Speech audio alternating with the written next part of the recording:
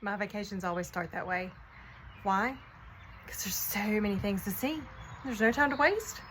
We were in Boston recently, and my family indulged me to wake up a little bit earlier than normal so that we could fit the Freedom Trail in our trip. You see, my vacations are always packed to the brim with things to do. So I grabbed my map of the city, and off we go. First stop, the Embrace, followed by the Massachusetts State House, and away we go. So by the time we got to the Boston Massacre site, I folded up my map because I figured they had enough. It was time to go.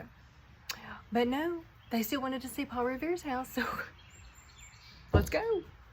So we get there, we take our picture, and then we realize it's a 30-minute walk back to the hotel. So we all voted Uber. 2 minutes later, Armand shows up in his little black car. He opens the door. He leans across the seat to open the passenger door to welcome us into his car. He had this nice aroma in the car. He had pleasant, very nice music playing. His countenance was very sweet. Not like the usual Uber drivers I've encountered.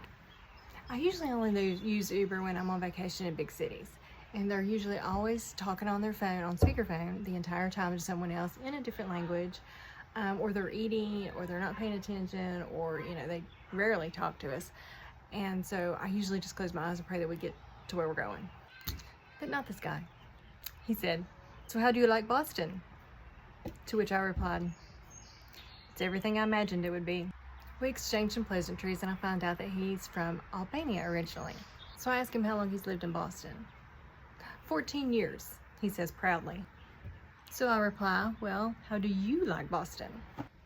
To which he replies, "It's a great city. Very clean, very little crime. Not too big, not too small." Not a big city? Safe? You see, I've been warned about visiting the big city. Don't be out after dark. Don't carry your wallet. Don't carry a lot of cash. Don't talk to the homeless. I am from a city with a population of 70,000. So 650,000? That's a lot. How can two people have such different perspectives of the same city? Now, I don't know this man's background, nor does he know mine, but I couldn't help but wonder what his life was like, what his childhood was like. Did he have family still in Albania? Was it hard to leave? He seemed genuinely proud to be from Boston. Meanwhile, I'm stressed and scared to death. Traffic alone. But he stayed very calm, pleasant. He would laugh when people would cut him off. He would make jokes. No stress at all.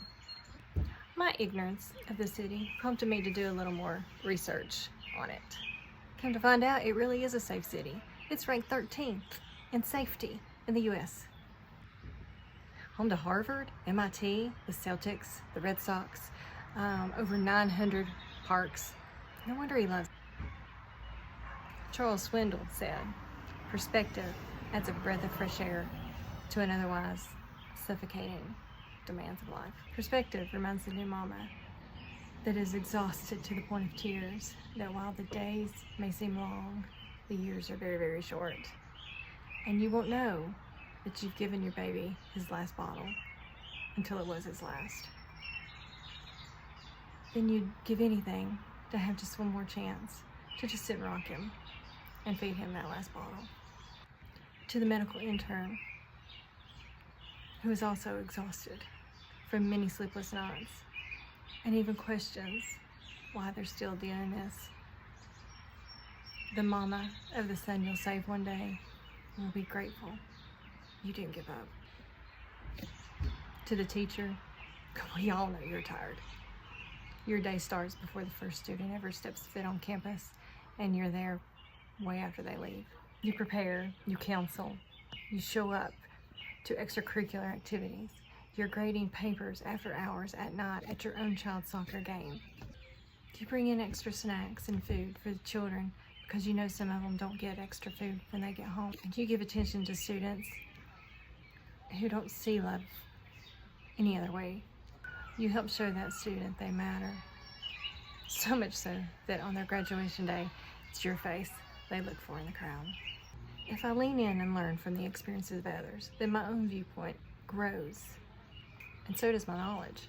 We all have different experiences, and as such, we should welcome the stories of others.